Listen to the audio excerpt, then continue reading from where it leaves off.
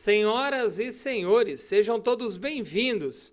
E grandes revelações chegam com os dois advogados que já cuidaram do caso de Adélio Bispo, viu? Você se interessa por este assunto? Gostaria de saber novidades?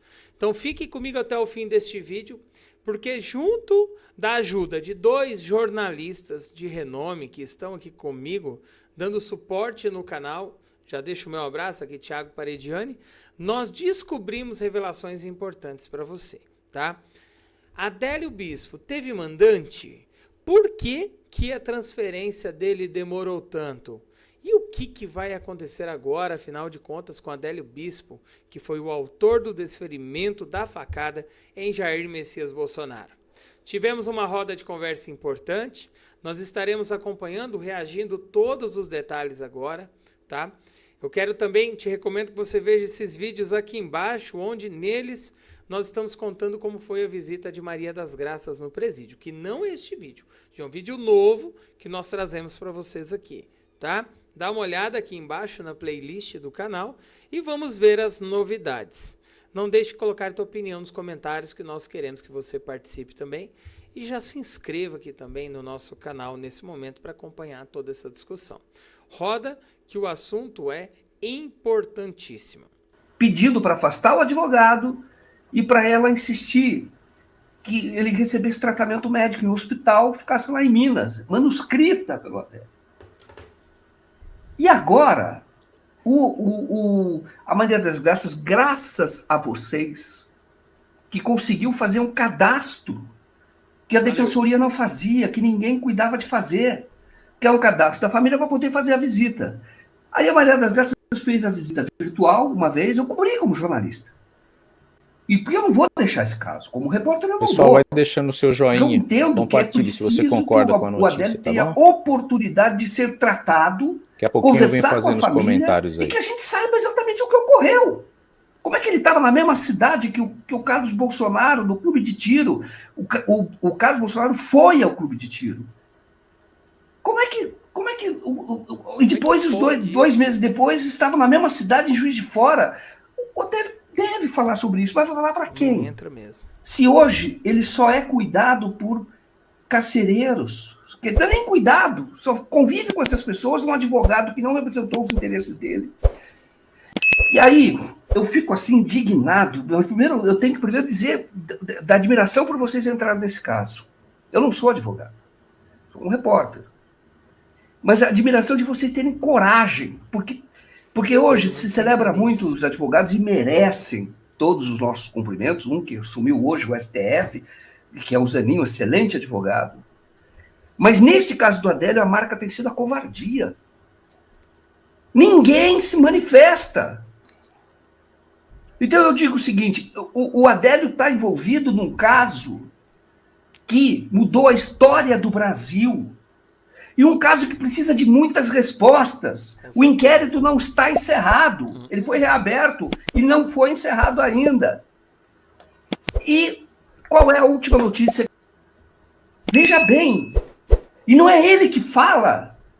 É o que a gente Quem vem fala trazendo no canal. Uma servidora, uma funcionária, muito alguém do cárcere, ali do presídio de segurança máxima, diz, não vamos marcar a visita mais virtual, nem presencial, seja, não vamos marcar, porque o Adélio não quer.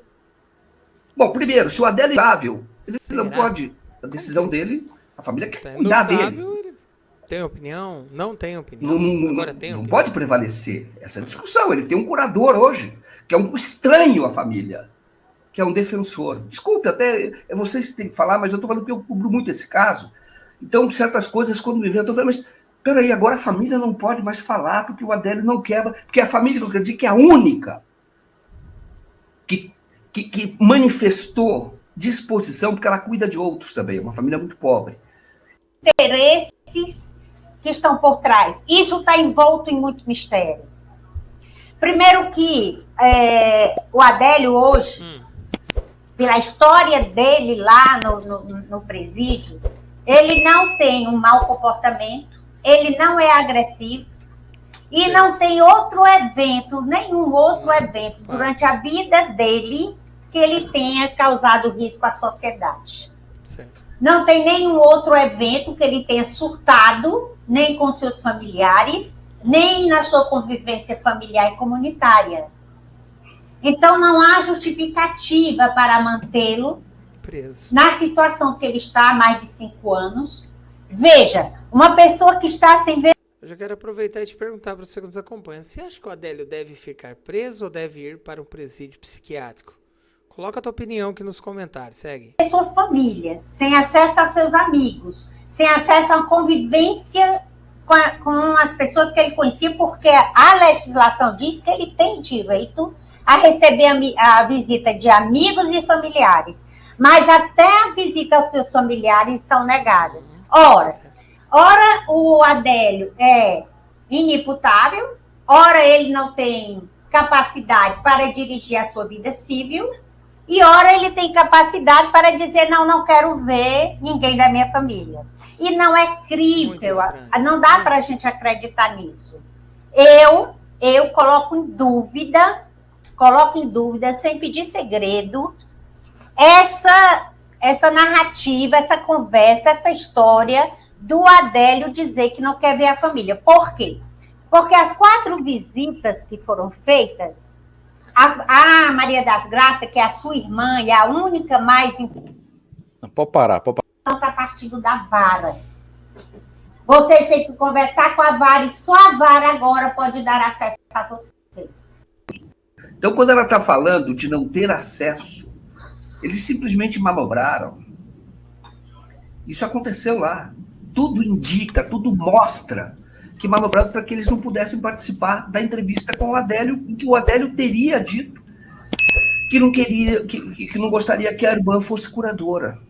Isso não é coerente, porque, repito, na primeira entrevista que eu fiz com a Maria das Graças, em Montes Claros, a primeira coisa ela disse, o Adélio me mandou uma carta. Ele queria afastar o advogado. Ela disse, gravado, entrevista gravada. O Adélio, na primeira.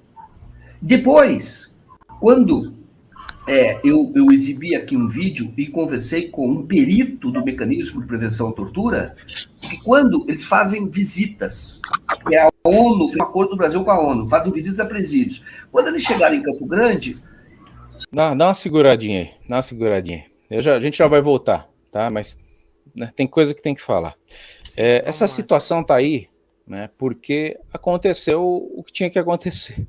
Eu não quero acreditar em fraude eleitoral, nem nada, mas a gente sabe que tivemos uma direita desorganizada, que deu brecha para esse retorno da esquerda ao poder, certo? Então, isso é um ponto passivo aqui entre todos, a gente concorda, e vamos lutar sempre para que o Brasil volte a ter uma transparência, nem que seja mínima.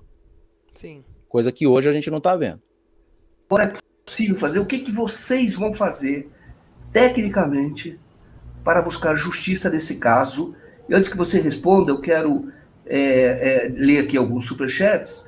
As pessoas estão aqui, olha, o José Mentor Melo, dizendo, Silvio Almeida tem a obrigação de se manifestar sobre essa situação. Vidas negras realmente importam para ele? Bom, a Edna Teixeira esteve no Ministério dos Direitos Humanos nos primeiros dias e levou por escrito, ela protocolou uma carta em que ela relata a situação de grave violação de direitos humanos no caso do Adélio. O Ricardo Garcês dá uma contribuição aqui e diz assim, olha, por que o STF não busca Adélio? Episódio forte. Vou te dizer, o Cássio Nunes é relator, nesse caso ele é prevento. Esse caso teve um procurador, um defensor que se mobilizou para que ele fosse receber esse tratamento médico lá atrás. Isso foi o juiz de fora foi contra. Isso que é o que sentenciou, que aplicou a medida de segurança. E isso foi parar no Supremo. E no Supremo, o Cássio Nunes e a segunda turma concordou. Tem que dizer. A perícia que nós estamos discutindo agora, que ainda não, a magistrada ainda não se pronunciou sobre os pontos que nós suscitamos, tem uma questão que a própria juíza do feito propõe e pede ao perito psiquiatra para se manifestar, que diz assim, a parte requerida, isso é, Adélio Bispo, pode exercer seus direitos políticos, ativo ou passivo, votar ou ser votado. Eu lhe pergunto, que temor seria esse de Adélio disputar a eleição ou de comparecer a uma sessão para votar? Que temor seria esse? Agora, a Sua Excelência, a magistrada, deveria repensar se a questão ideológica lhe impacta tanto a ponto dela se preocupar se o Adélio, que é inimputável, se ele vai disputar a eleição ou não, ele estando encarcerado. Que pergunta é essa para um perito psiquiatra? Se ele é capaz de responder, ele não será capaz de responder, porque ele simplesmente copiou e colou o que ele respondeu nas 8 questões antecedentes. Que Adélio é doente mental e esses atos o impedem ao exercício da vida civil. Ele repetiu, copiou e colou em todas as situações. Agora, a Sua Excelência tem que explicar por que ela estava, há muitos anos atrás, na época da prisão do Lula, apoiando o Sérgio Moro e querendo a prisão do senhor Luiz Inácio da Silva. E estava na porta do tribunal defendendo isso com uma série de outros magistrados, todos envolvidos na mesma celeuma. Se ela tem problema de perfil ideológico e tem que se alinhar à questão ideológica, ela não pode julgar esse caso. A pessoa fazer uma pergunta dessa, se o inimputável pode ou não pode disputar o processo eleitoral. Pela legislação, pode. Pode. Os deficientes, inclusive os mentais, têm o direito ao voto e têm o direito de ser votado. Não há nenhuma irregularidade nisso. Qualquer um deles. E o caso também alcançou o Adélio. Bom, mas nós vamos discutir muitas coisas. Nós vamos discutir a letargia do Ministério Público, a letargia da Defensoria Pública, que faz, às vezes, de curador do Adélio. Há uma determinada passagem, quando vão ouvir o senhor Adélio Bispo, foi perguntado a ele se ele tomava medicamento. Disse que não tomava porque não precisava. E o defensor fez a pergunta, o curador dele. Fazem 100 dias que isso aconteceu. Que providência foi tomada? Nenhuma, porque ele nada tinha a requerer. Até agora. Esse senhor tem que ser... a curatela dele tem que ser revogada. Ele está trabalhando contra o interesse do senhor Adélio Bispo, que ele representa. Eu acabei de colocar uma matéria que não estava muito nítida da resolução dela, mas é uma matéria que saiu na época do manifesto dos juízes em apoio ao Moro.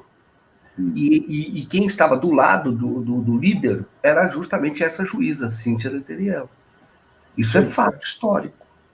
Isso é fato. É um documento que comprova o alinhamento ideológico da magistrada.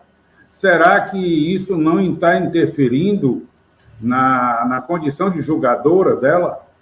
O Alfredo, você fala, e é verdade, os laudos falam da condição mental dele.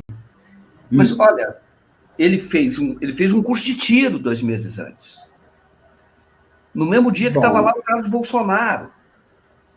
2 meses depois, ele vai de ônibus para Juiz de Fora, onde ele nunca esteve. Ele vai aos locais e fotografa antes os locais onde o Bolsonaro estaria. Presta atenção. Porque era que certamente ele não teria informação. Sim, alguém tinha dado uma informação privilegiada para ele. Exatamente. É tudo muito estranho. É tudo muito estranho. Ele é um deficiente mental que tinha um método, fez o curso de tiro sem ter arma. No dia do Adélio, no dia do sem ter dinheiro para pagar o curso de tiro. Sem ter dinheiro para pagar. Você viu, você me falou do processo lá criminal, aquilo que já está disponível, porque muita coisa nunca foi visto só pelas partes ali. O advogado do Adélio é um advogado que trabalha contra a ação criminal. Nós também vamos entrar esta semana que vem, vamos fazer requerimentos na ação criminal, porque, observe, nós somos advogados apenas da irmã do Adélio. Nós não somos advogados do senhor Adélio Bispo. Tá? Porque a ele todas as portas se fecharam. Ele está, como você bem lembrou, fechado numa cela de segurança máxima, numa solitária há 5 anos. Não fala com ninguém, não trata com ninguém, não toma remédio. Um louco, certamente, um são certamente estaria louco. Quem dirá um louco? Como é que não deve estar? Mas isso não causa perplexidade a ninguém. Nem o defensor público, nem a magistrada, nem o Ministério Público, ninguém se incomoda com Adélio. Na hora de perguntar o que é que você tem a requerer, nada a requerer.